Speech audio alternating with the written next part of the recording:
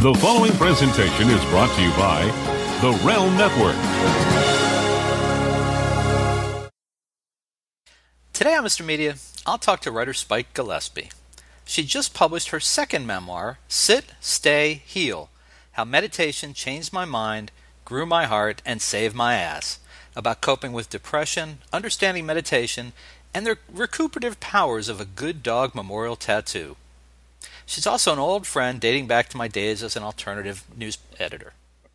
Stick around. With a name like Spike, you know she's got to be good.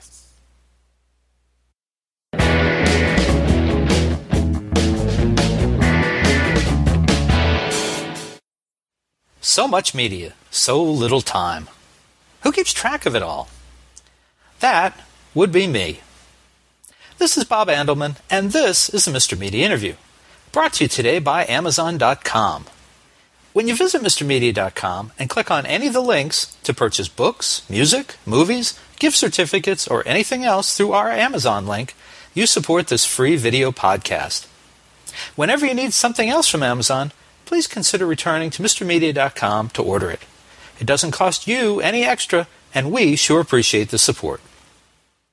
And don't forget, MrMedia.com has more than 1,200 celebrity audio and video interviews archived on the site. That's hundreds upon hundreds of hours free entertainment. Subscribe for free on MrMedia.com, and you'll instantly get an email every time a new interview is posted. You can also watch and subscribe to the show on YouTube, Vimeo, Dailymotion, the Realm Network, and Frequency.com. And if you prefer to just listen, Mr. Media is also available for free on iTunes, Spreaker, iHeartRadio, Stitcher, SoundCloud, Blueberry, TuneIn, Blog Talk Radio, Podfeed.net, and Player FM. You can subscribe to any of those services and never miss another episode. Finally, you can interact with Mr. Media Interviews on all kinds of social media, including Facebook, Twitter, Google+, and more. Friend or follow us, we'll friend or follow you back. Thanks for listening. Thanks for watching. Mr. Media is recorded live before a studio audience full of anesthetized fellow citizens brought together by the common meditative chant, "Go Dog Go!" in the new media capital of the world, St. Petersburg, Florida. I always imagined that a woman named Spike Gillespie had to have a great backstory. I just never dreamed I'd actually get to read it. Spike first came into my life when I was editing an alternative newspaper, Jump Monthly. Let me start over again. Because I changed the wording, it didn't flow as nicely as it should have. And pretend you haven't heard this part before. Okay. I always imagined that a woman named Spike Gillespie had to have a great backstory. I just never dreamed I'd actually get to read it. Spike first came into my life when I was editing an alternative newspaper, Jump Monthly. Now, I'm a little fuzzy on the details 30 years later, but I remember being enamored of her name and the details and narrative style found in her writing. The Jump Monthly was short-lived, and Spike and I went our respective ways. She wrote stories that appeared in the New York Times, the National Geographic, Elle, and Smithsonian Magazine, as well as books such as All the Wrong Men and One Perfect Boy, a memoir, and Pissed Off, on women and anger. She currently writes 2 blogs, Keeping Austin Austin and Meditation Kicks Ass. She also officiates weddings in and around her adopted hometown of Austin, Texas. Now, we lost touch for years until Facebook, yes, Facebook, put her name and face in front of me in 2014 as someone I might know, and for once, Facebook was right.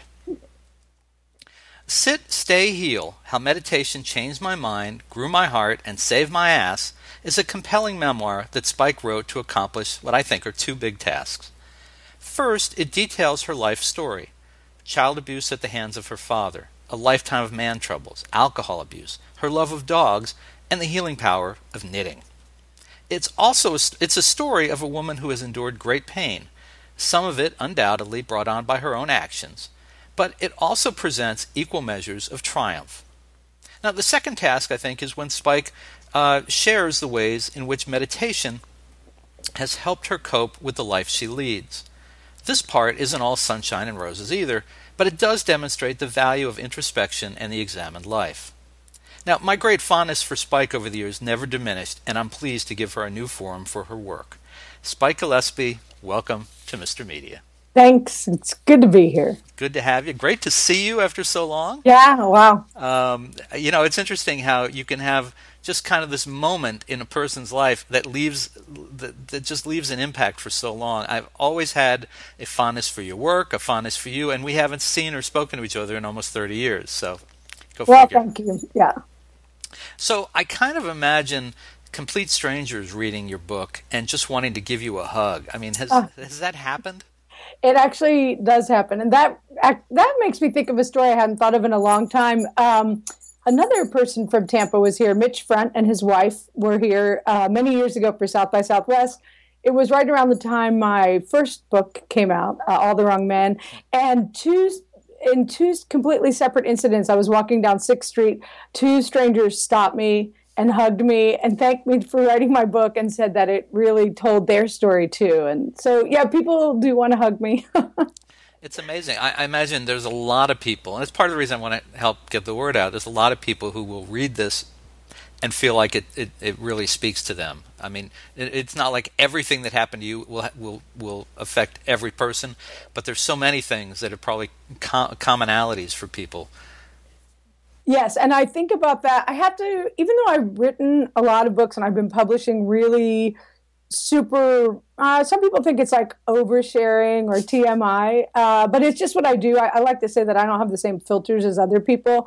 And even though I've published so much about my life already, and a lot of the stories in the book, versions of them appeared in the blog first, I had some nervousness putting the book out into the world because I'm like, have I done it this time? Is it too personal? Is it too much? And so I was a little bit edgy. But so far, people are contacting me and saying, hey, we can relate. Well, yeah, I mean, I want to ask you about that. As I read it, it feels like you leave a little blood on every page. And you would be surprised at all the things I don't share. not to be secretive, but just because there's not enough room in the format that I chose, which was I wanted to make the book as lean as possible. If I were to write all of it, it would be 10,000 pages at least. Oh my God. Well, so there's more material. Yeah, there's a lot of material. A lot more blood. Can you give us a hint of something you left out? I mean, you don't have to give us the details, but what would you leave out of something like this? Well, this is probably not the very best example, but early on in the book, I talk about this superstition somebody taught me about, which is whatever you're doing on New Year's Day is going to inform the rest of your year. And so the book covers December 2012 right on through to the very end of December 2013. And in an earlier draft, I had included an epilogue, which takes us into January 2014, where on the first day of the year, I run into this character, William, who appears throughout the book. Terribly handsome William. Terribly handsome William shows up in my life all the time in text, but like for us to be in the same room just seems this impossibility. And then, curiously or not, after I finally just let go of that whole narrative I've created, sure enough, he just walks. I mean, we run right into each other on New Year's Day and hang out and just, But that's an unbloody example of things not in there. There's just so many. The thing is, I have repeated so many patterns in my life that I just had to pick the juiciest ones to include. When did you first get the sense as a writer that your life was worth writing about, that people would be interested? Or did you not care? I'm not sure that I had that sense yet. No, there is that.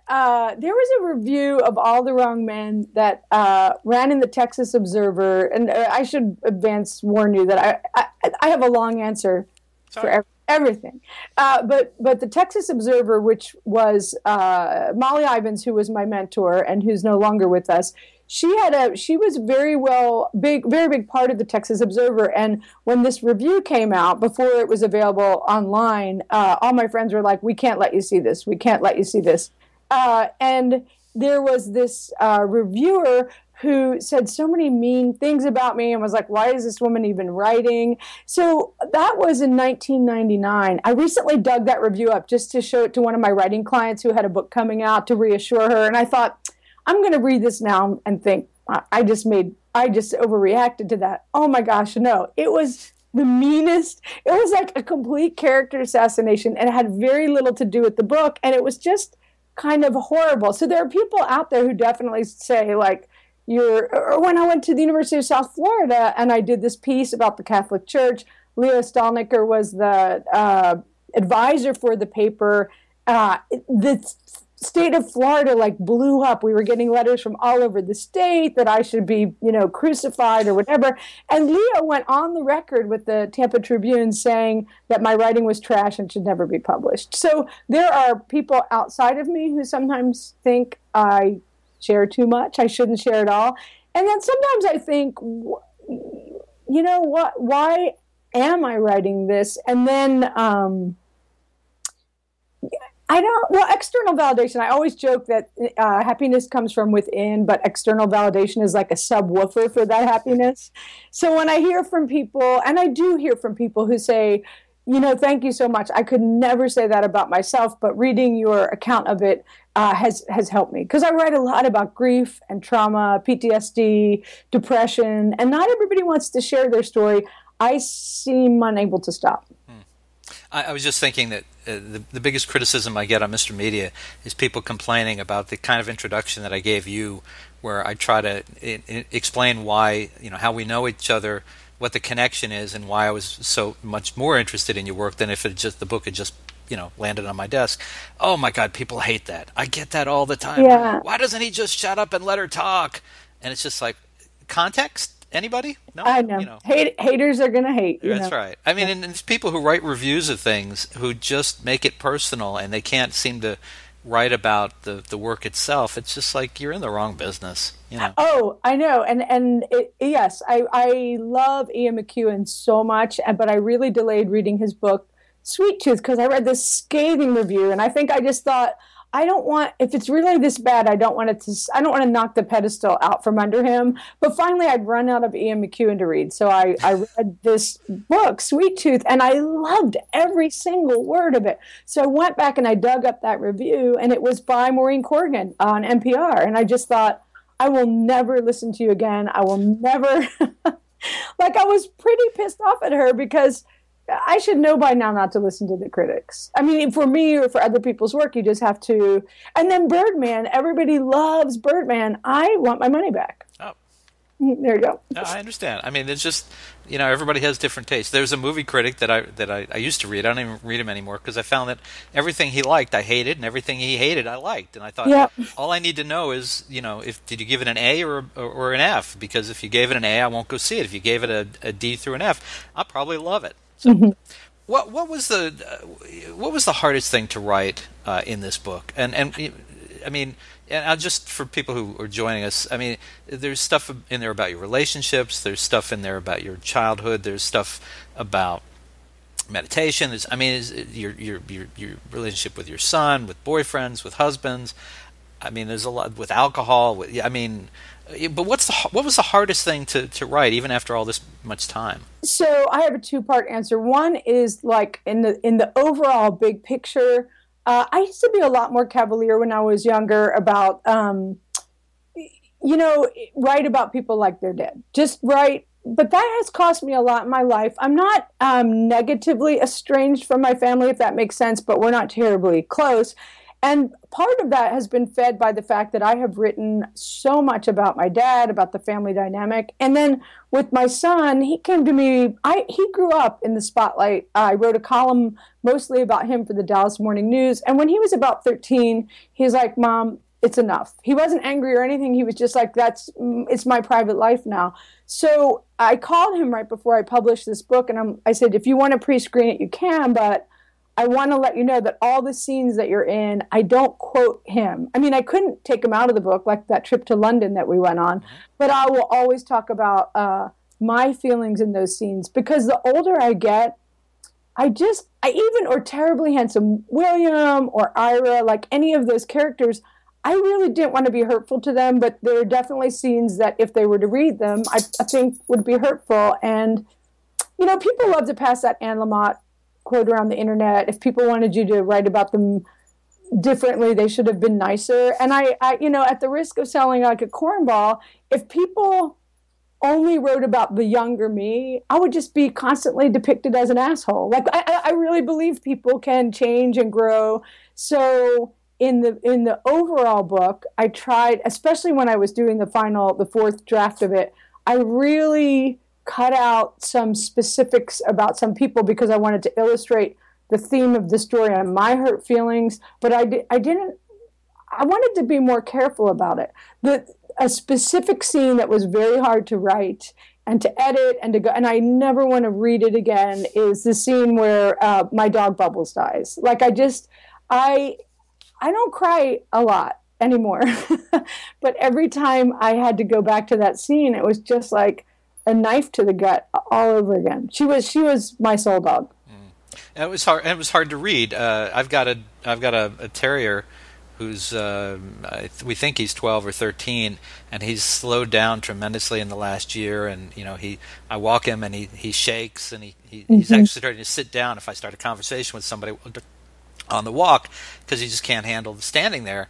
And I was reading that, and I'm going, yeah, I'm heading to that place, and it's brutal. It's brutal, and in her case, it was so sudden, and I was so busy watching my other dog who was actively dying, and we knew she was going. I had this idea that Bubbles would just live forever. I was going to buy her a little stroller, and she would be like 200, and I definitely had a lot of magical thinking around Bubbles, and so it was so hard to lose her. And so what was the easiest part to write? Like the booze stuff is pretty easy to write because I've been writing about my drinking for, ever. What else is easy to write? So the passages, originally the book was just going to be a straight memoir. And then I veered down this path where my friend Chris McDougall, who wrote the book Born to Run, it's like this huge international bestseller.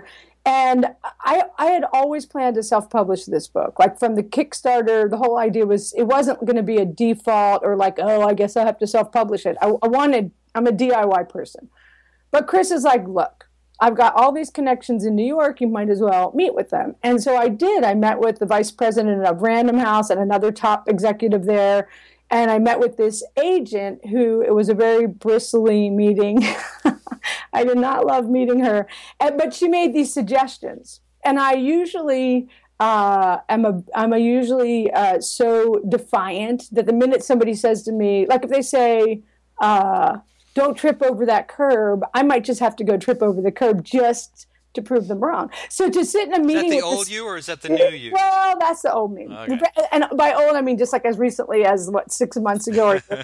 But this woman was making these suggestions, and I was kind of on the inside like thinking, oh, fuck you, just shut up. And but when I went home, so there was another woman I met in New York, an attorney who helped me a lot. And she had similar suggestions that she presented in a way more positive way. It was this great experiment in how we present information. Like if you're arguing with a 2-year-old, I mean, I was watching my own self. How was my reaction to these two very different women who are essentially giving me the same advice, which was, there's a lot in the book about tattooing, and they're like, you really got the tattooing stuff down, but there's no instruction about meditation. And I was like, well, what instruction do you need? You just sit down and you breathe, right? It's not that hard. But that said, I decided to take into account this suggestion, and I wound up writing 12 mini lessons on how to meditate. And that part, I wrote that really, really fast, and it was so easy because it was just like taking dictation. And it reads easy. I'm not someone who has actively meditated. I find it interesting, and I'll stop myself and relax and think and calm down about things. I don't think of it necessarily as active meditation, but the instructions were very interesting, and it's very easy to read. By the way, when we're done and we're off the air, I want to know who that agent is. I almost want to tell you on the air, but I'm not going to do it. No, I'm not going to do it. Don't. I'll tell you why later that you shouldn't tell me on the air. Okay. And as you write something like this, and as you wrote, the earlier memoir, All the Wrong Men, and One Perfect Boy, do you have any regrets either from life or things that you've revealed? Anything you'd like to go back and change either in life or in print, or are you just like, hey, that's just the way it was? Well, it's funny. I like to, again, getting back to the part of me that tries to be cavalier, I like to say I don't have regrets. But that's not just being cavalier. It's like I can't change what I already wrote. And I have a friend of mine, though, who says regrets are actually good because those are like guideposts for us in our life. If you're feeling regret over something, maybe you can use that to help, from repeating it. But I'm just trying to think. I don't really regret. I think that there would have been already a big disconnect with my family of origin. And even if I hadn't written the books, there would still be like, the locking of horns. But I'm very keenly aware that it seems definite that the writing of these books and essays exacerbated or grew the hole. I mean, I really feel like I'll never be part of the home planet again. But that doesn't mean I would go back and change what I wrote. I'm trying to think if I would. I will say, sometimes I wish I could go back and change the journals that I've kept. Like I have this one journal from the last time I was married, which I hope is the last time. and it's like very fifth grade girl, like, oh, I really like him and he's so cute. And later on I'm thinking, God, he's such an asshole. I can't stand him. So I would hate to die. And I mean, not that anyone's going to go through my journals, but like look at that and think, oh wow, she really loved him. I would like to just. I thought about burning my journals. Have any of the names been changed in this book? Yes, many of the names have been changed. Often what I'll do is so for the scenes in the tattoo parlor, Bart and Noska really are Bart and Noska, but I changed the names of the other artists because that was just at their request. And they weren't worried about anything. I think they just had fun coming up with pseudonyms. I changed Ira's name and his parents' name. That was the one I was going to ask you about. I had a real strong feeling that those were not their actual names. Right, and they're not, but a lot of the other details are very accurate about them. My son's name is the same. I refer to my son's father as Big Red throughout the book, but I reveal his name in the dedication because it's dedicated to 3 people, and he's one of them. But I clear that with him. People I clear it with them before I use their real name. People I have a hard time with. Peter, I changed. Oh, well, you probably haven't got to the Peter part yet, but I did change Peter's name, and I actually changed some characteristics that don't affect the integrity of the story or the lack of integrity, if you will. But I just did that because, again, the older I get, the more I really clearly see it's about the themes more than the specific people. Well, I suspected that Ira and his parents, Ira, for folks who don't know what we're talking about, Ira was your domestic partner for how long? 2, 4, 6 6 years? 6 years, okay. And the treatment of him is fine. It is what it is. When you're dealing with his parents, that was where I thought I was tipped off that these are not real names because these people. First of all, I just wanted to smack them myself, but I just figured you probably were not naming them by name there. I didn't, and one day they might get their hands on it. Ira and I are still very good friends, and we had a break. We had a silent period, but he was just here the other day bringing me a birthday gift. I mean, it's up to him whether or not he chooses to read the book, but I've suggested that I would prefer he didn't, only because I don't. It's so funny. I feel like I'm talking out of both sides of my mouth. It's like, if you don't want to be hurtful, well, why write it? And it's because it's my story. It's what I do. So I did it. And your son is 24, 25? He's 24, my little tiny baby, Henry. That's crazy. Now, has he managed to avoid some of the things that you went through in his teens and early 20s, or has he found his way to some of his mother's adventures? Well, it's funny you would ask that. I was just talking today to some wedding clients, and we were talking about our kids, and I say that, like, sometimes Henry has sometimes I'll look at his Instagram, and like one night I got a text message from him saying, don't worry when you look at the Instagram. And I'm not even going to tell you what the picture was. or when he had a record come out, he was getting interviewed, and I read this interview with him in the Riverside Times or some other St. Louis magazine, and there were some things in there I was like, oh, I can't unsee that. But that said, I might be fooling myself, but I feel like I was way more, I think I took a lot more risks than he takes, which isn't to say he doesn't take risks, but I just think, and another thing is like, and I'm not saying this in a blaming way, but, you know, I was binge drinking from the age of 14, and it's not that my parents were aware that I was doing that, but whatever signs I was giving off, there was, you know, I remember coming into school hungover, and my economics teacher, this is high school, saying, hey, I heard you threw up at a party on Saturday. Ha, ha, ha. Like, instead of, say, maybe you need some counseling or teenage AA. Whereas with my son, I have told him from, I don't know, the time he was very little, like, you come from a family on both sides of the family tree that are very prone to addiction and depression. If you ever run into trouble, we're here to help. You know, it's up to him if he does run into trouble. It's up to him if he wants to ask for it. But I've always been very, very open about alcoholism and you know, depression, seasonal affective disorder, and I probably over instructed him about the use of condoms. You know, that's something that no son wants to hear from mom. Over instruction on how to use a condom. Well, yeah. You know what? More than anything I read in the book, that's over the line. Well, I think he was like 8 or 9 one night. Oh my God! When I was like, I was overcorrecting, right? Because I'm 51. I no longer have a uterus, and I'm still waiting for my mom to tell me about my first period. Like, what's it going to be like? So I very much am the queen of overcorrection, which I'm trying to overcorrecting now. But when he was maybe 9 years old at dinner one night, I just grabbed a banana and a condom, and he's like, you know, I'm 9.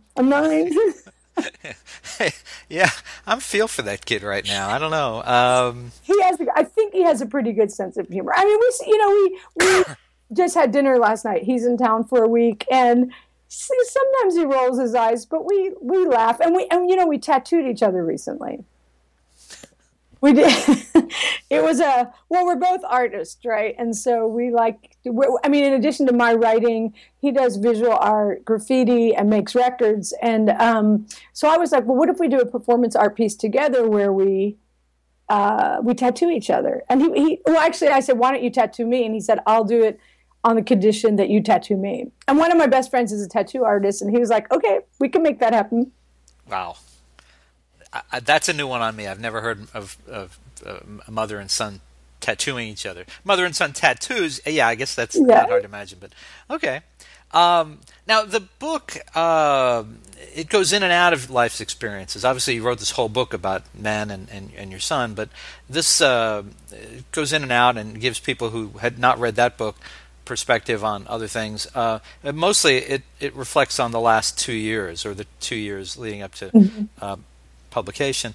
For people who don't know what we're talking about, what happened in your life that triggered this period of time and this particular focus for the book?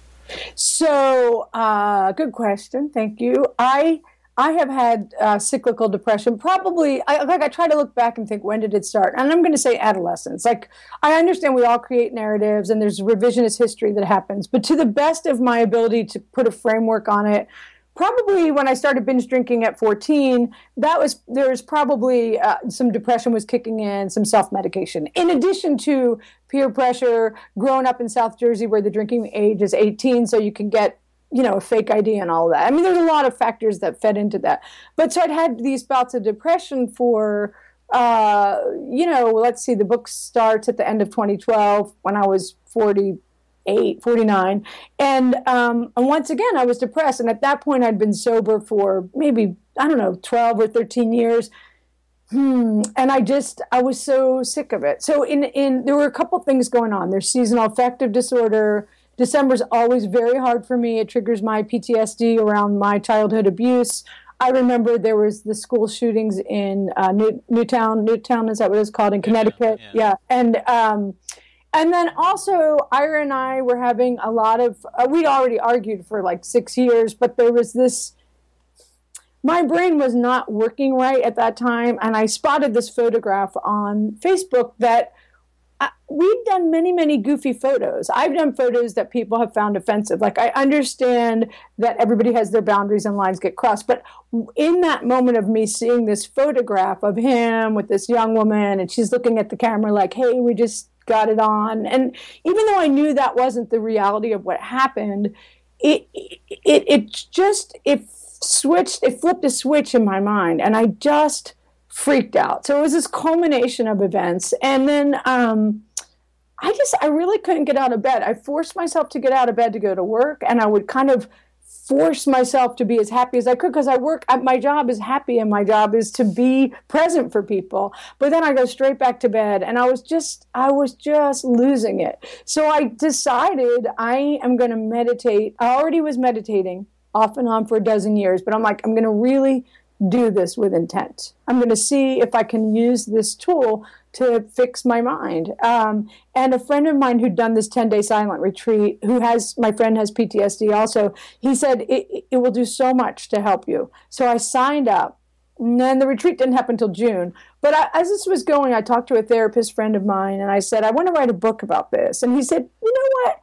If you want to, you can just take the year to heal. Like, you don't have to always be documenting everything. And I thought that was good advice. So, but I still wanted to write about it even after the year had passed. And so I can't even remember the original question. Forgive me. Let me think. Yeah, what was the original question? Just what it was that triggered the writing of this book about this particular period of time. So I decided, and there was a time years ago, like 8 years ago, when I was trying to write a book about my PTSD, and I remember sending it to an acquaintance agent. And I think the idea is, when you're writing a book like this, and even my early readers agreed, or like, man, this is heavy and dark. Like, it's not there. Many, many years ago, I read an interview with Cynthia Heimel, who wrote for Playboy. Sure, and she talked about how, like, Hollywood imagines there's this dumbed down family in middle America that everything has to be dumbed down to. That's not true, right? There's a lot of intelligent readers, and yet still, I think so many books that make it to like bestseller status or get bought by the big houses, so many of them seem to have this formulaic Hollywood version of things, and you're not allowed to be so dark. And so I love to go off on tangents. I've forgotten the next question, but I wanted to, years ago, I thought about writing this PTSD book, and the guy was like, whoa, too much. Like, this is heavy. And I wasn't ready then, because I was still going through a lot. So I decided, I asked some friends, I was like, I think I'm ready to write this book. And they encouraged me. They're like, you're ready to write this book. And so then I put it out to the crowd in a Kickstarter. I'm like, I think I'm ready to write this book. I could use some help. And people responded really overwhelmingly. Well, so here you are. You've written this book with 12 meditation lessons. You mentioned you've been meditating for about 12 years. Was there a point when you 12 years ago would have just looked askance at someone trying to get other people to meditate? And Yes. you know, how different is this for you to be that person who's, pimping meditation?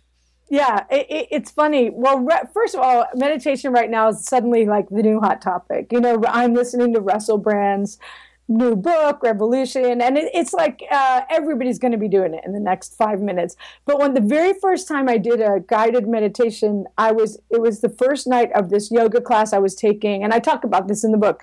And this teacher was supposed to be so amazing. She didn't show up. I mean, she couldn't show up. She was stuck. A storm had kept her away. So the student, a seasoned student, got up, and she's like, okay, it's nap time or whatever, Shavasana. I call it nap time. And she does this guided meditation. And I'm really thinking like, oh, guided meditation, like the monkeys are going to fly out of my ass and rub my feet, right? But then I got... and rub your feet. Thank you. Yeah, so I got... See, folks, that's the difference between Spike Gillespie, and someone else named Spike writing. It's not just that monkeys are going to fly out of her ass. It's that then they're going to massage your feet. Yeah, well, just to clarify.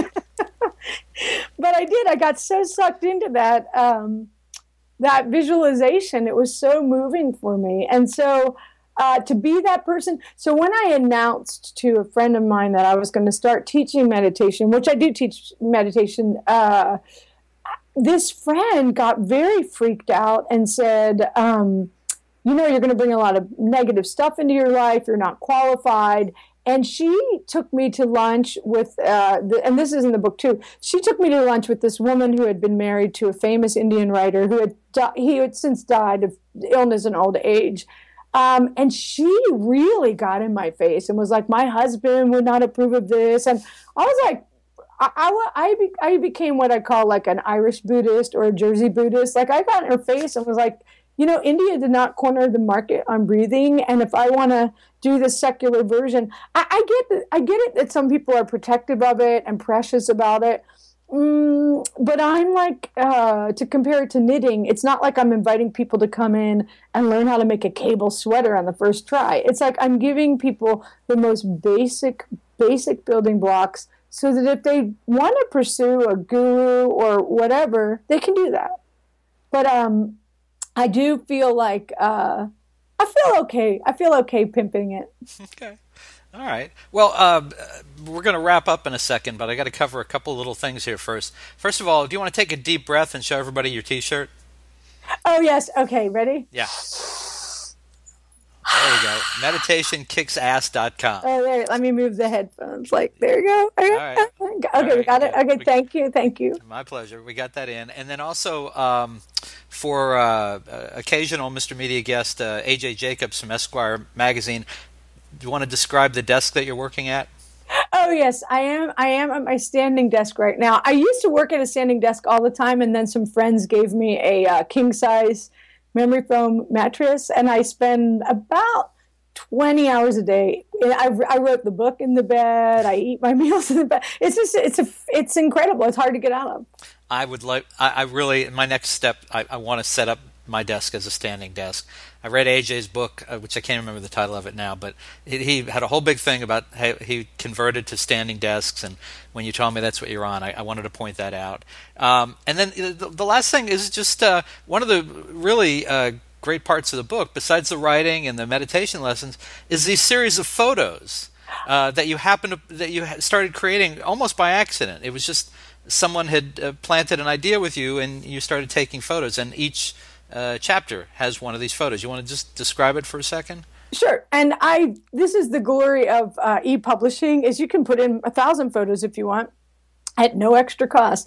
So my friend Robert, who got me blogging, I sound like Al Gore, but I've been blogging since 95. And then when everybody was doing it, I'm like, it's beneath me. And then my friend Robert's like, no, it's not beneath you. You need to blog. So that started one blog, and then that tapered off.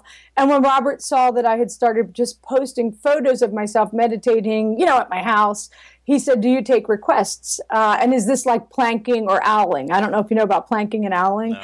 Well, you can Google it. Anyway, so he said, how about McDonald's? And I was like, ding, a great idea was born. So I just started, there are pictures of me in all sorts of places, like at Buckingham Palace, at Malcolm McLaren's grave. I'm just trying to think of other examples. In the bathroom, on the table at the gynecologist's office. The doctor's like, are you okay in there? Are you okay? So, yeah, lots of crazy pictures. Yeah, they're great. I mean, it's a nice, I don't know, kind of break from some of the heaviness in the book. So an emotional palate cleanser. Yeah, no, I just wanted to mention that. Now, the last thing I want to bring up before we bid adieu here is your day job is officiating weddings, right? And funerals. Funerals! I didn't know about that. Well, that's a more recent addition. But yes, I'll be doing a funeral in a couple weeks. All right. So, if someone's watched this and they got to this point and they're thinking, I want her to marry me to so and so. Not, I don't want her to marry me. Although in many states that anything goes now. And you don't want to get married again. That's correct. I'm done with that. So thanks for all the offers. But so is there? How do people reach you for officiating a wedding? Easy. SpikeGillespie.com. Thanks for asking. Yeah, it's my name.com, SpikeGillespie.com. Right. So just one more URL we need to share with folks. All right. Well, folks, listen. You can find Sit, Stay, Heal, How Meditation Changed My Mind, Grew My Heart, and Saved My Ass. I like that last part. And Saved My Ass by Spike Gillespie, as well as her numerous other books, including, yes, several on quilting. Don't ask. In great stores everywhere, or you can order it right now at a great price at MrMedia.com. If you're watching on MrMedia.com, you probably know how this works, but below the video, over there is a photo of Sit, Stay, Heal, and other books. I will probably have other books there as well. Click on it. At the moment, Sit, Stay, Heal is an ebook. It'll probably eventually be a paperback. You can click on that, and you can have it instantly. Or if you're watching this sometime after we've seen this, it may be available as a paperback. I understand Amazon can deliver it to you by drone in about 30 minutes or less, so you take that up with them. Spike, we've got a number of websites to share with people, right? There's SpikeGillespie.com. There is KeepAustinAustin.com. And there is, of course, you want to show us the shirt again? Oh, yes, there's meditationkicksass.com. And also, I know that's plenty, but I just want to let you know that 2 of my 3 dogs have blogs. The Boston Terrier's blog is goodgirlrebound.com. And then I have this 9-million-year-old Great Pyrenees I just adopted, and his URL is stillgotmyballs.com. God, oh, damn it! I tried to get that for myself, and now I know why it wasn't available. Sorry, Tiny beat you to it. Damn you, Spike Gillespie. So I know you're on Facebook because that's how we connected. So people can find you there. Are you on Twitter or any other social media? Yes, I do the tweeting, and I think I'm at Spike Gillespie on Twitter, and then I'm on the Instagram. I'm on Ello, so la-di-da. I don't know if you're on Ello yet. I don't know Ello. Ello is like the alternative to Facebook. And where else am I? I'm highly Googleable. So you are. Spike Gillespie, just great to see you. Terrific to talk. It's funny how this social media connects people from, I love it. There's no part of the past that is left behind anymore, which is good and bad, of course. Good and bad, yeah. Congratulations on the latest book, and thanks so much for joining us on Mr. Media today. We say fucking namaste in Austin.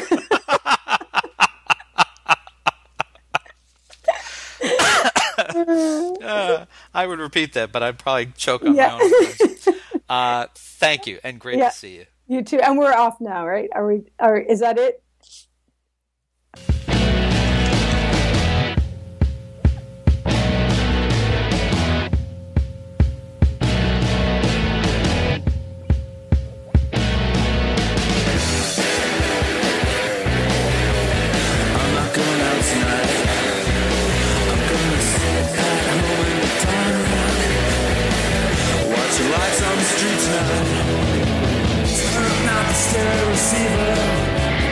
Turn your back on the deceiver. It's a bad idea to believe her. A bad idea to believe her. Turn up the stereo receiver. Turn up the stereo receiver. Hi, this is Buzz Burbank in the Buzz Burbank newsroom, preparing for you another Buzz Burbank news and comment. Do you like good stories? Boy, I sure do. I turn over a lot of stones each day to make sure I don't miss the best ones. Sure, some make me angry, and some make me sad, and some make me laugh, and isn't that what makes us human? I'm proud of the fact that I pack more news into my 10 or 15 minutes a day than the evening news does in a half hour. It's a free podcast at buzzburbank.com, or you can subscribe free at iTunes, SoundCloud, Stitcher, or get it on any RSS device. It's like a newspaper for your head. It's Buzz Burbank News and Comment, another Realm Network presentation.